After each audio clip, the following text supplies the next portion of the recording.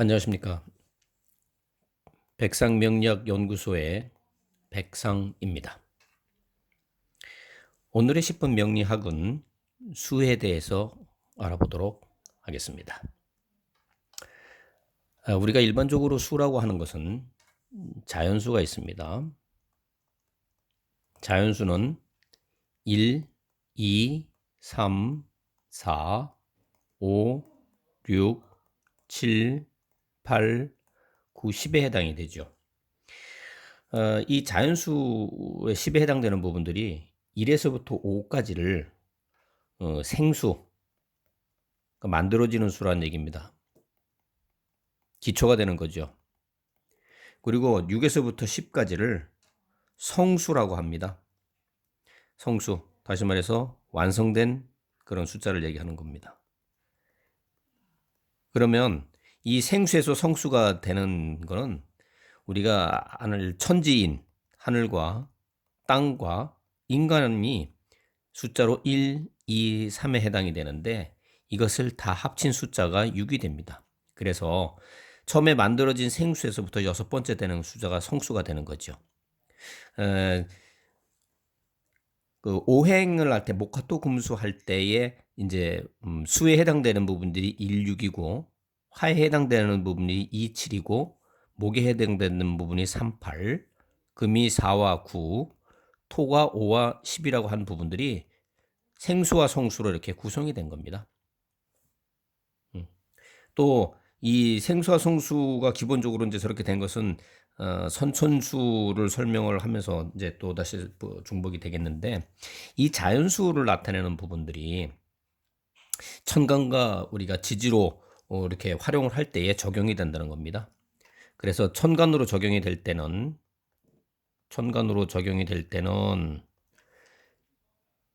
1이 갑, 2가 을, 3이 병, 4가 정, 5가 무, 6이 기, 7이 경, 8이 신, 9가 임, 10이 개가 됩니다. 지지로 나눌 때는 크게 두 가지로 나눌 수가 있습니다.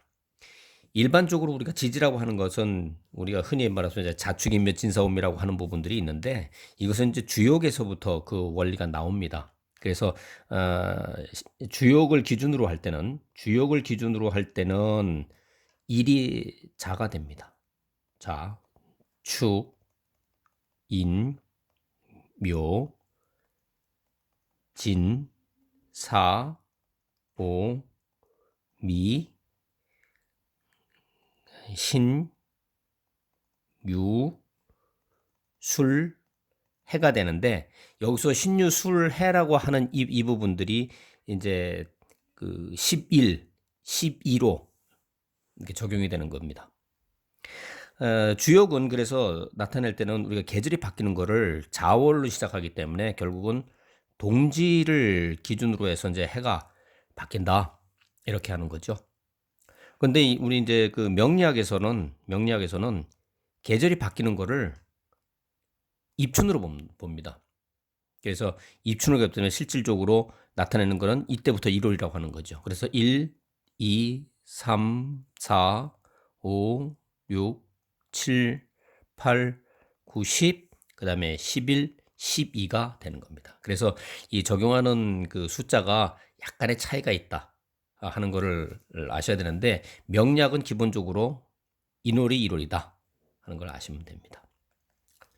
이 자연수를 기준으로 해서 우리가 이제 그 선천수와 후천수가 이제 그 나눠지게 되는데 이 선천수하고 후천수에 대한 부분들은 기본적으로 어디서 발생이 되냐면 이것은 그 우주의 만물의 근원이다. 만물의 근원. 그다음에 후천수는 그 만물의 변화다. 이렇게 크게 정의를 내릴 수가 있는데 선천수에 대한 부분들은 숫자 자체가 1에서부터 10까지 있고 후천수는 1에서부터 9까지를 정의한다 하는 것이 큰 차이점입니다. 근데 여기서 나오는 부분에 대한 그 근거가 어디냐면 이제 그 목이 수가 이 수가 1에서 6이 되고 하는 그 이유를 이제 여기 설명을 드리는 겁니다. 기본적으로 모든 생명체의 시작은 어디서 시작하냐면 물에서부터 시작한다는 겁니다. 물에서. 근데 물에서 이 열이 발생이 되게 되면 거기서 열과 합쳐지면서 뭐가 생기냐면 미생물, 즉 이끼가 생긴다는 거죠. 이끼.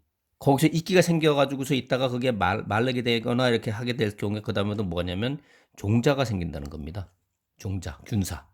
그래서 종자가 있다가 이것이 이제 올라가서 공중의 허공에 이렇게 흩어지게 되고 그것이 다시 개수라고 하는 수분과 합쳐지게 되면 그것이 묻혀서 이제 땅에 떨어지게 되는데 그것이 태양의 열을 받아서 다시 새싹이 이렇게 형성이 되고 그 새싹이 된 것이 바람에 의해서 날려가면서 그것이 이제 다시 이제 열매가 맺게 되는 형태가 되고 그 열매가 이제 다시 해서 하나의 생명체로서의 그 완성을 이루어진다.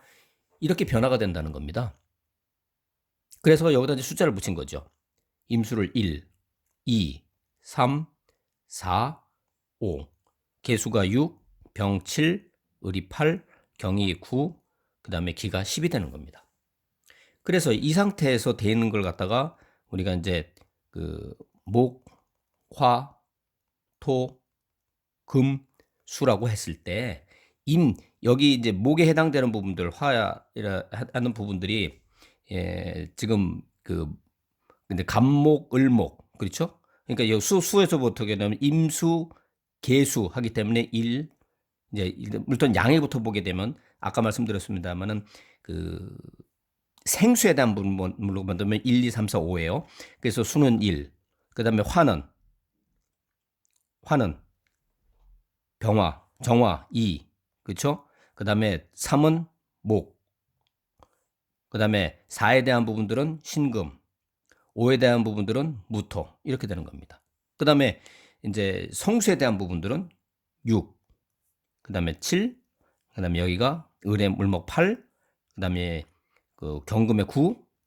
그다음에 토의 기토의 10. 이렇게 되는 겁니다. 그래서 오행의 그 소소표를 아까 설명을 드렸을 때에 16, 27, 38, 49, 50 이렇게 나온다 하는 것은 결국은 이 원리, 다시 말해서 자연의 변화에서 생성된 그것이 나온 원리, 그것이 뭐냐? 그것이 선천수라는 겁니다. 선천수. 근데 이 선천수라고 하는 부분들이 이제 그 오행에서 나온 부분들이 어, 결국에는 뭐냐면 그 오행의 생애 원리죠. 오행이 만들어지는 거. 근데 후천수라고 하는 거는 뭐냐면 오행의 극의 원리입니다. 극의 원리. 그래서 이 수는 어떻게 되냐면 수, 화, 금, 그다음에 목, 토 이렇게 돼서 수극, 화, 화극, 금, 금금, 목, 목극, 토, 토국수 이렇게 변화가 되는 겁니다. 그러다 보니까 이 얘기는 뭐냐면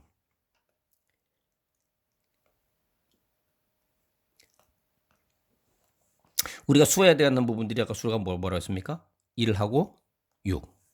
그죠? 화에 대한 부분들은 7.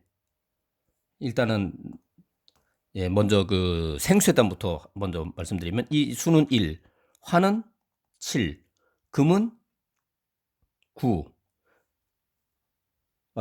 양수에 대해서 먼저 말씀드린 겁니다. 그다음에 목에 대한 부분들은 3, 토에 대한 부분은 5에 해당되는 거죠. 그리고 이제 음에 대한 수는 1에 대한 음에 대한 수는 1은 6. 그다음에 7에 대한 거는 2. 그다음에 9에 대한 4. 3에 대한 8. 그다음에 9까지 있기 때문에 10은 없다고 그랬습니다.